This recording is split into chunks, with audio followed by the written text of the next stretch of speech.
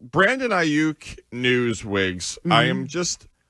Could you give me why the Patriots? I understand that Aiyuk may not want to come here. Brandon Aiyuk, if you missed it, is asking again for a trade from the 49ers. Obviously, the Patriots have a clear need. According to Josina Anderson, the Patriots have reached out again to restart or reignite talks about the wide receiver. Absent Aiyuk saying, I don't want to come to the Patriots, they have more money than anybody under the cap, if you believe in that. They could front load the deal so that it's not punitive, so that in 2 to 3 years, if you're closer to competing, then he's not there. And Aiyuk makes Drake Maye better, where you can also say, we know if he's the guy or not sooner. Like, why? What is the case the Patriots would make against doing this? That I think the only case is that they don't want to spend the money. Or, no, here's what they would say. They might not want to give up the draft capital. So they're not close. They need as many draft picks as possible. Or that's just too rich for our blood, and what Aiyuk is going to go for. Is it going to be a first-round draft pick? Is it going to be a second-round draft pick? Who was the receiver that was traded this offseason? Wasn't there a receiver that was traded this offseason? Well, Justin Jefferson was rumored, but he signed a massive deal. I feel like there was somebody that was traded because we were trying to figure out after the season what you'd have to give up for Brandon Aiyuk, and I thought maybe late first round, but Keenan Allen? Nah, I don't think it's Keenan Allen. I don't know. I'll look for it, but Deontay Johnson? No. It was the only ones I can come up with that I can remember that were traded. So you got to figure, like, what do you think it would cost the Patriots to get Brandon Aiyuk? Second round pick or first? I mean, my guess is that the 49ers are going to try and get a first. I don't think you're getting a first at this stage. But even if it was a first, I know this is crazy. If you're drafting next year in the top 5, okay, let's say worst case scenario, the Patriots today trade for Brandon Aiyuk. Brandon Aiyuk comes here. The team's a dumpster fire. He gets hurt, and the 49ers have the 4th pick in the draft from you, right? Mm-hmm. Well, you're not taking a quarterback because you just got Drake Maye. Yep. And wouldn't you sign up for a Brandon Aiyuk caliber wide receiver at that spot anyway? So in other words, you're just fast-tracking the pick from next year in the first round today, and you're giving it to a guy in Drake Maye who needs all the weapons he can get, because you can't repeat the mess that you made with Mac Jones, where we know Mac isn't the guy now. Shime knew it when he was born. But unlike with Tua and the weapons they surrounded him with, Mac was never really given a shot. Why would you repeat that error with a guy in Drake Maye? I would. The thing that I look at with Brandon Aiyuk, he's a proven NFL wide receiver. Anybody that you would. And Steph Diggs was traded. Okay, yeah, Steph Diggs. That's who I'm thinking about. Steph Diggs. And he went for, I want to say, a second-round pick? Correct. So if Aiyuk is not a first, then. That's a second at the bare minimum. That's my point. So if Aiyuk is going to draw more than Steph Diggs. People view Steph Diggs as on the way out, like on the back end. And he's only on a 1-year deal.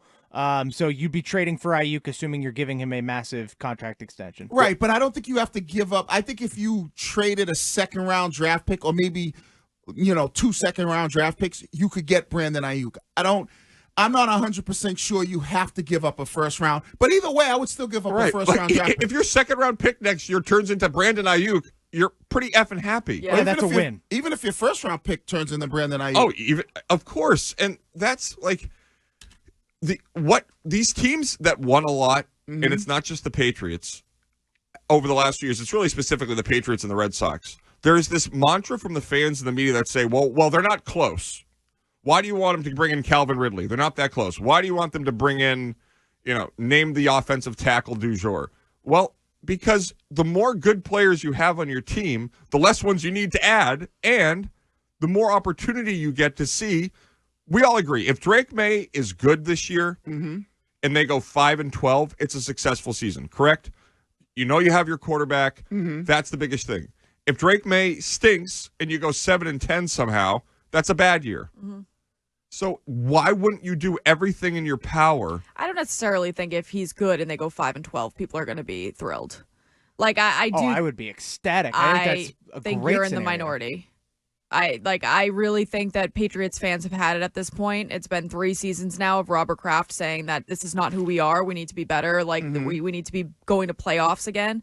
So 5-12 for me is not good enough. If Drake Maye is good, I'm expecting that this team will be good around him. But if let's say they go 1-7 in their first 8 games with Jacoby Brissett, They stink. and then they go 4-5. So you're saying it starts with Jacoby Brissett, then they bring in Drake Maye. I mean, I'm saying like. So you're saying you want to see, the record might not be as important for Drake Maye as his performance. So Like- if he plays well and their record's not good, but you could go, okay, it looks like you found the guy, then you're gonna have fans that are happy about that, is what you're saying. Right. It's a je ne sais quoi. I remember when Bledsoe took over in the 90s, and they weren't a great team, but we saw an actual quarterback that could fire the ball down the field, that was coming back late in games, that showed some juice.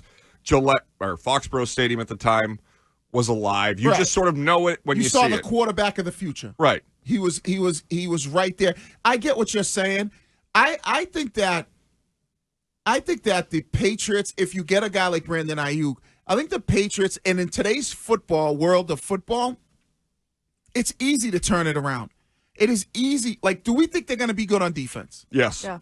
All right. So if we think they're going to be good on defense, and you add a guy like Brandon Aiyuk, who is obviously going to help that wide receiver room, you drafted some guys. You're bringing in, you got Ramondre Stevenson coming back, who's going to be good in the run game.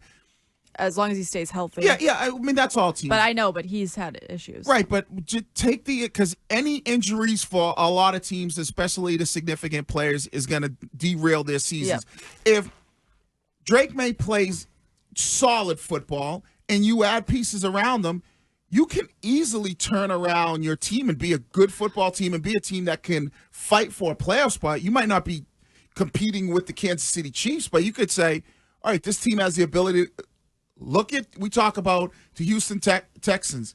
Look at the Cleveland Browns. I mean, you could easily turn things around with adding the right offensive player that makes your offense much better, because defensively teams have to concern themselves with that guy. They just have so many ways that fans could get mad at them right now. So say they go 5-12 and it's Curtis's way that he lays out the season. They start with Jacoby Brissett. He doesn't do well, and then they bring in Drake Maye. Okay, that's great for Drake Maye. That's great for the future of the Patriots. But then you have a bunch of fans, and I bet a bunch of media that says, well, why didn't you start with Drake Maye from the beginning? Because I think even on this show, we're split on who wants to see Jacoby Brissett start, who wants to see Drake Maye start. Yeah, I would say that. Yeah.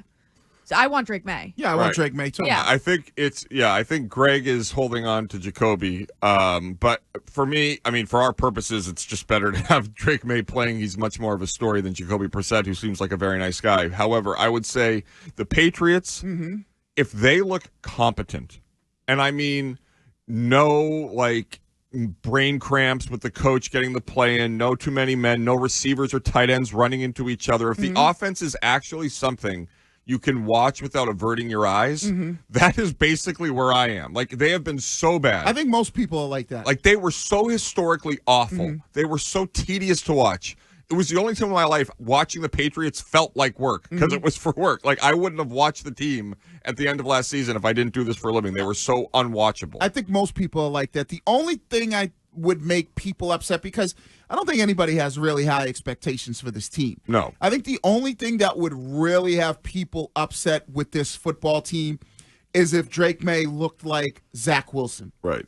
Right? If he goes out there and performs like Zach Wilson, where you're like, Jesus, what the hell? This guy stinks. And he's just repeating mistakes over and over again. Right. Where you're like, this guy stinks. I think that's when fans would be upset. Why the hell did we draft this guy? To get into that. But if he looks decent, and say the team is, they're not winning, but he's playing decent, they're competitive, I don't think fans will be upset if they are 1-7. They'll be upset in the sense of their record, but they'll look at it and go, looks like we have our quarterback of the future. The coaching staff is going to get it, probably be next year. And I don't think a lot of people are coming into the season with high expectations. Who is taking them to go over? What's an over and under 4.5 wins? I mean, I'm on an island with that. But yeah, Right. I mean, and the other thing is, when the Patriots, let's say, as Courtney and I have been saying, if they go 1-7, Right. there will be fans that say don't win. Because then you're talking like we did last year where it's like, oh, we just need a top 5 pick. If you win, it screws up the future. We got to get someone good there. So anyway, Patriots in the news, thankfully, with some reporting on Brandon Aiyuk potentially being traded here by the 49ers. According to Josina Anderson, the Patriots have inquired and restarted talks of trying to get the wide receiver to come.